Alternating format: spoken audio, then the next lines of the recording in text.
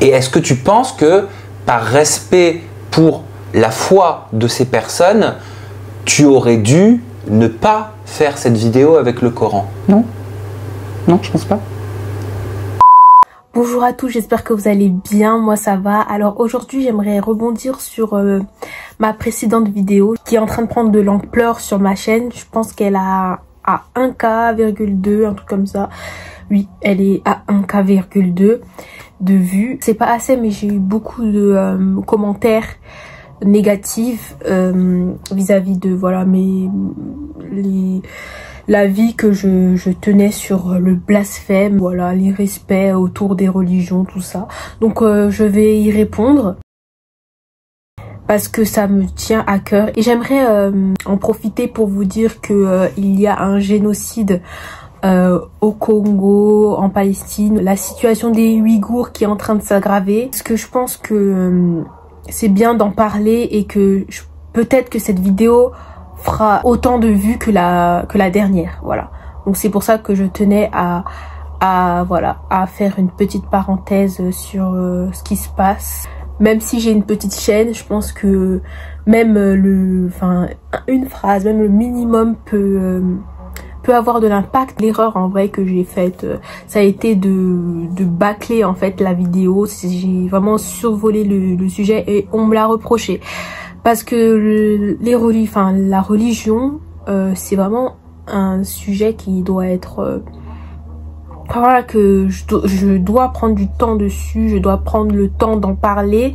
Mais comme j'ai voulu vite filmer et monter pour la sortir le plus tôt possible, bah voilà, j'ai bâclé et la vidéo dure seulement 6 minutes. Alors comme je l'ai dit au début de la vidéo, c'est un sujet qui fâche. En fait, j'étais consciente de ça, qu'il allait créer un débat en commentaire. Il ne faut pas que voilà, qu'on se prive de ne pas parler d'un sujet qui est présent sous prétexte que tout le monde ne sera pas d'accord.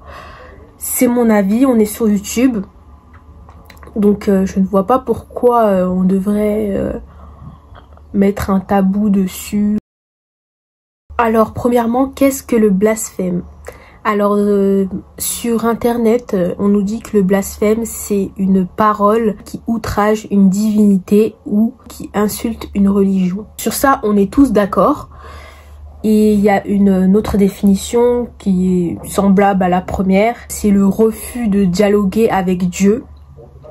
Mais du coup, les deux définitions tournent autour du discours, voilà, des paroles qu'on va dire. Mais cela va au-delà de simples paroles prononcées. Et du coup, moi, je me suis dit que logiquement, ceux qui sont susceptibles de blasphémer sont des non-croyants ou des personnes qui ont anciennement cru à leur religion, qui sont devenus non-croyants, voilà, qui sont devenus athées. Et qui ont fait le choix de devenir athées, donc ils sont plus susceptibles de blasphémer. C'est logique.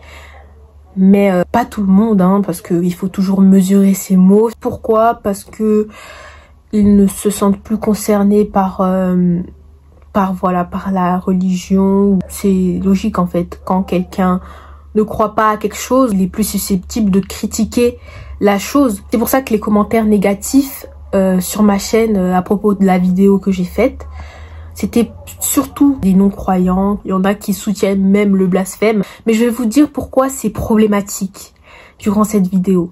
Je pense que le blasphème, c'est les limites de chacun. En fait, on dit que la liberté des autres s'arrête où celle des autres commence. C'est la liberté de l'un s'arrête où celle des autres commence. Alors avant de entrer dans le vif du sujet, il faut se demander pourquoi les gens blasphèment.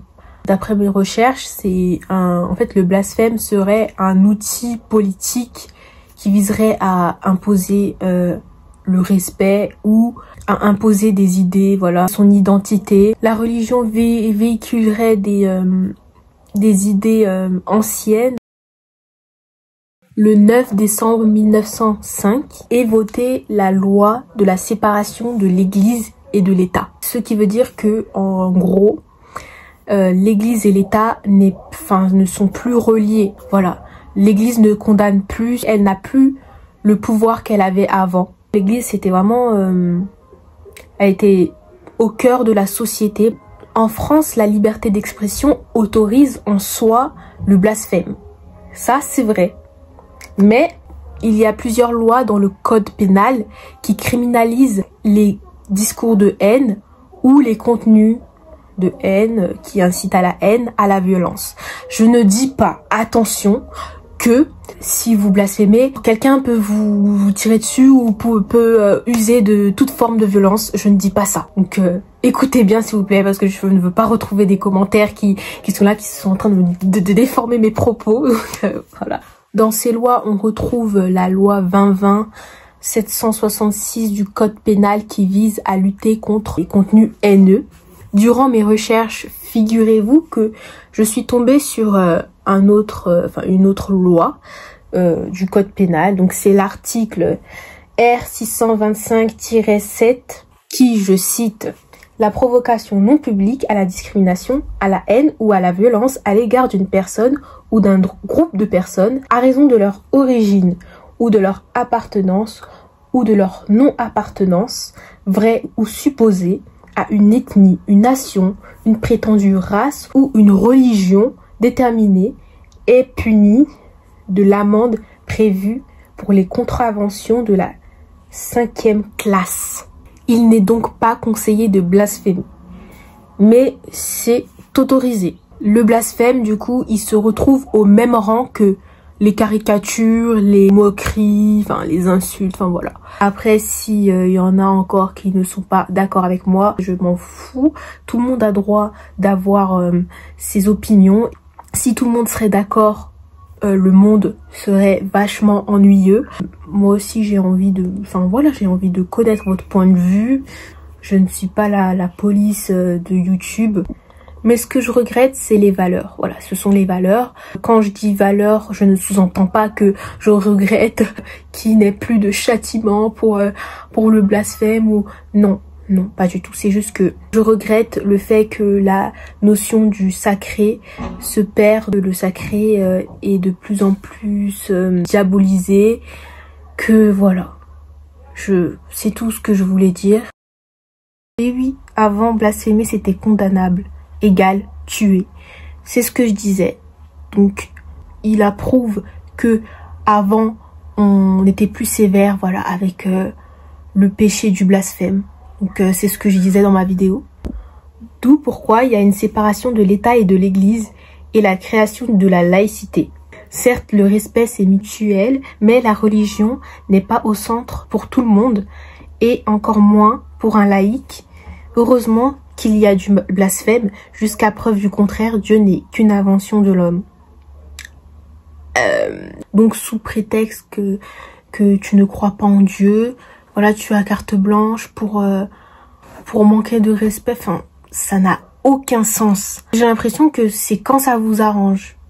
Je vous dis juste que quand vous blasphémez les gens, enfin quand vous blasphémez la religion, vous ne respectez pas ceux qui y croient. Vous cherchez le respect, mais vous-même, vous ne respectez pas.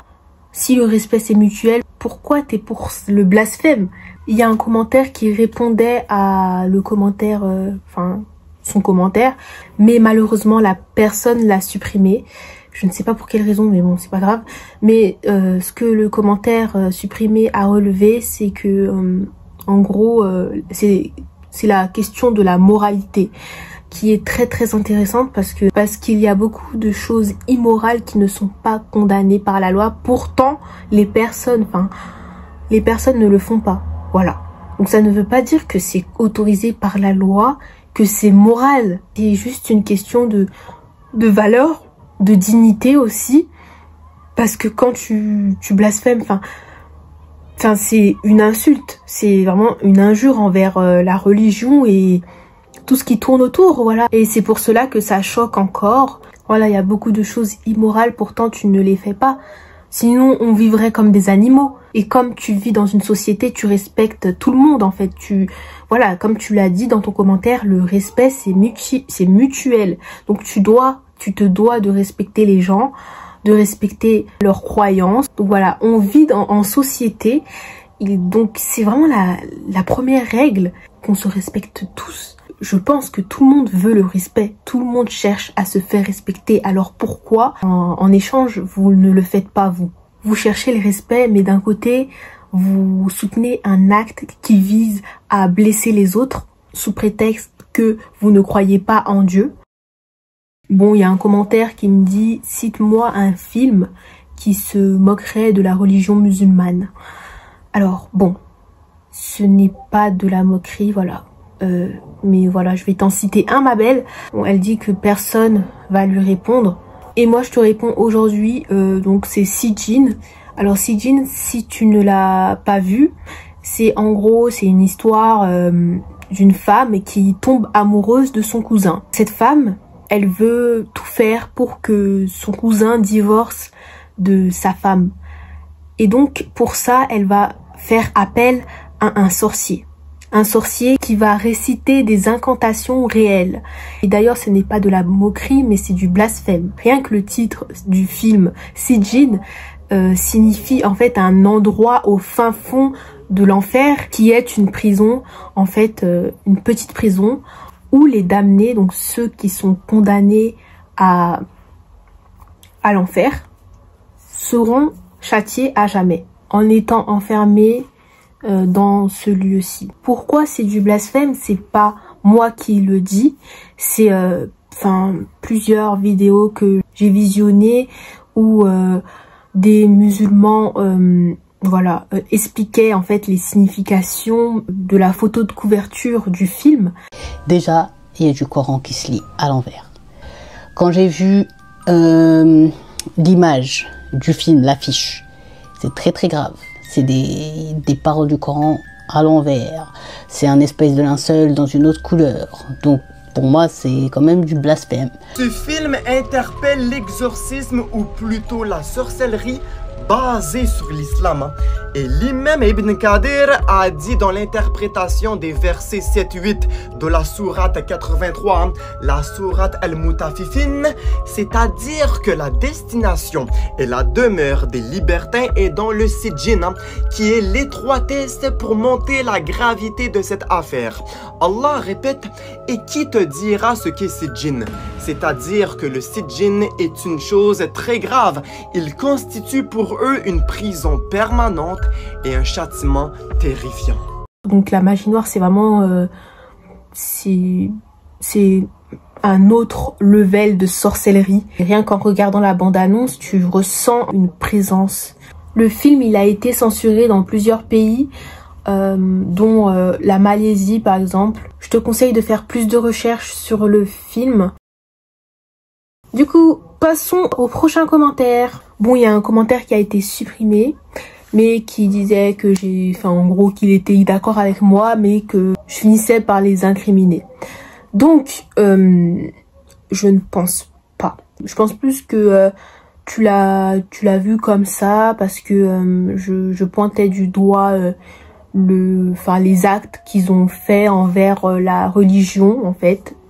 Plus précisément la religion chrétienne, la religion chrétienne, catholique, parce que voilà, ils portaient la croix et ils s'en servaient pas à bon escient. Mais je comprends pourquoi t'as dit ça, parce que en fait j'étais plus là à les pointer du doigt qu'à expliquer vraiment leur acte.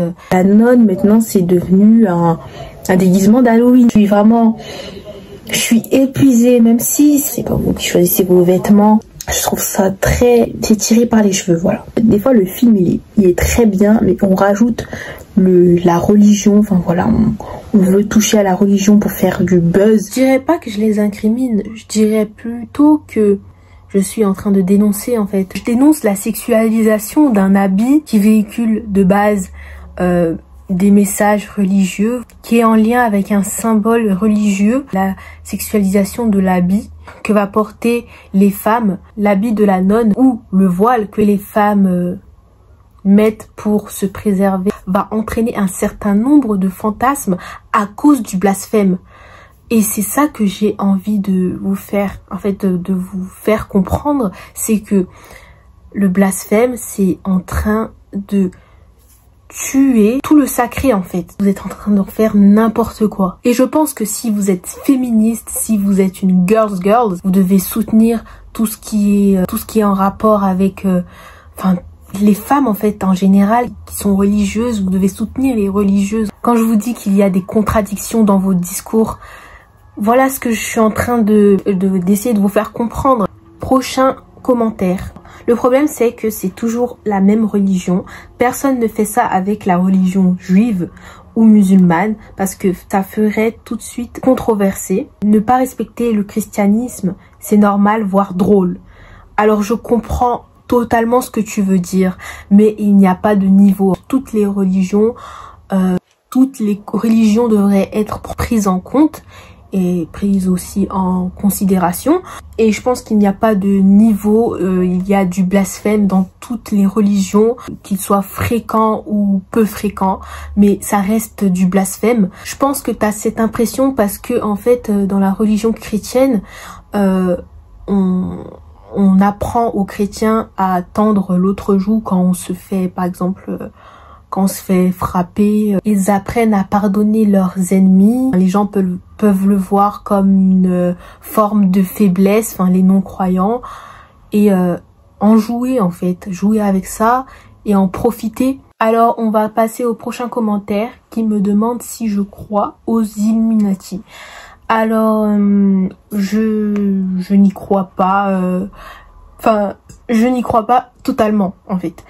Et je crois plus au fait que certaines célébrités signent des pactes avec des personnes réelles, haut placées, dans leur milieu, afin de gravir les échelons, d'acquérir une reconnaissance mondiale. Je pense pas que certaines d'entre elles sont directement en lien avec le diable, ou qu'ils entretiennent un lien direct avec le diable, comme c'était le cas avec P. Diddy et Cassie. Enfin Cassie, quand elle a signé son contrat avec P. Diddy, elle a sorti un tube qui a cartonné durant de longues années. Donc voilà, j'espère que cette vidéo vous a plu.